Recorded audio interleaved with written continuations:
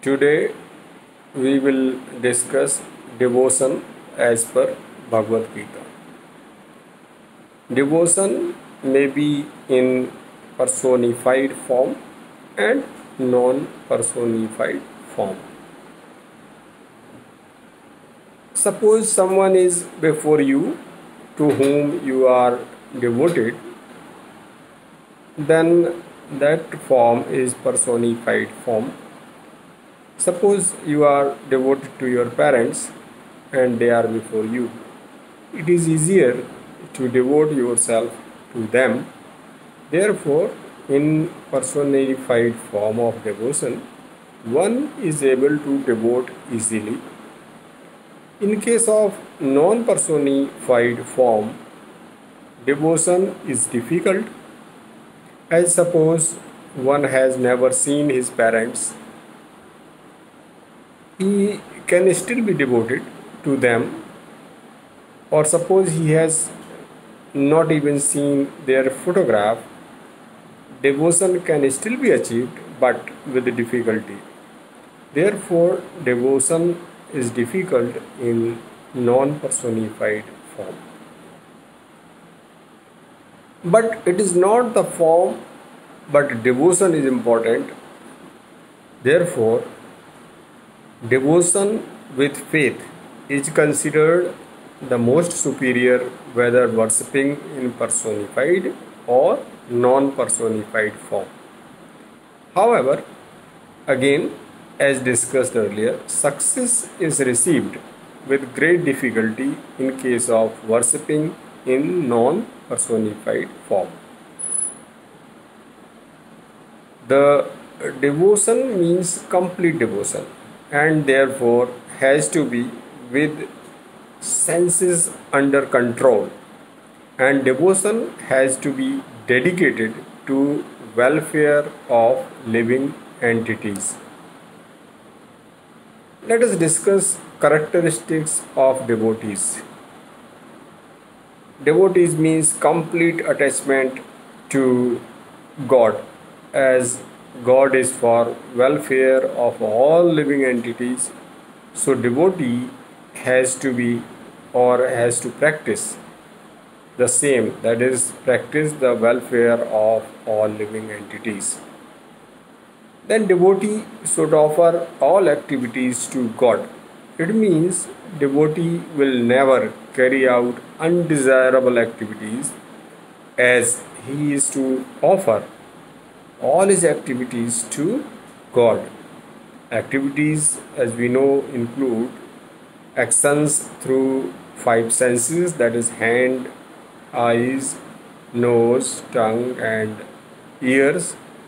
So the devotee has to practice for not carrying out anything not fit to offer to God through these senses.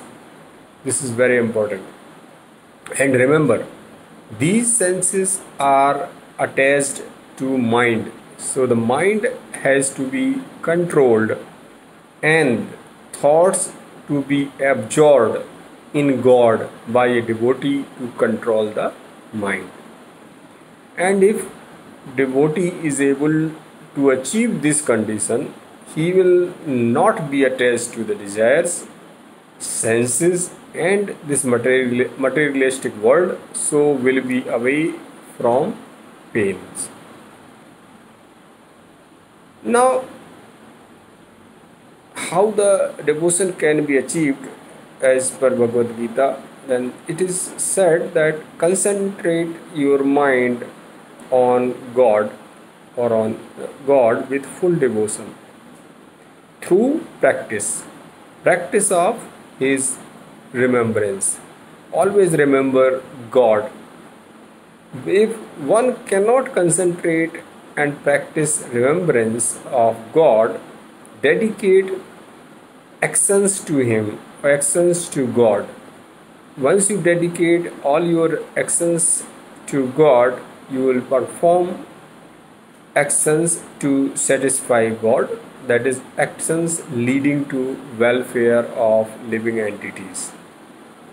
And if it is also not achievable, perform your action controlling your mind without desires and attachments to its results, that is renouncing the results of actions. So if this is practiced, then automatically the mind will get controlled, and you will see that if one does not have desires for himself, he would work for the welfare of all others. Now, next it is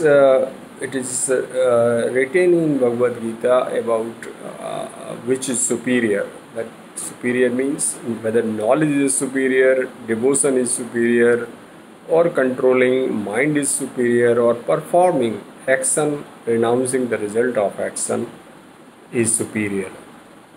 Now, knowledge is superior to practicing devotion. And what is knowledge? Again, God is in everything. In brief, we will discuss sometime else this knowledge as discussed in Bhagavad Gita. But in one sentence, it is said God is in everything. So, a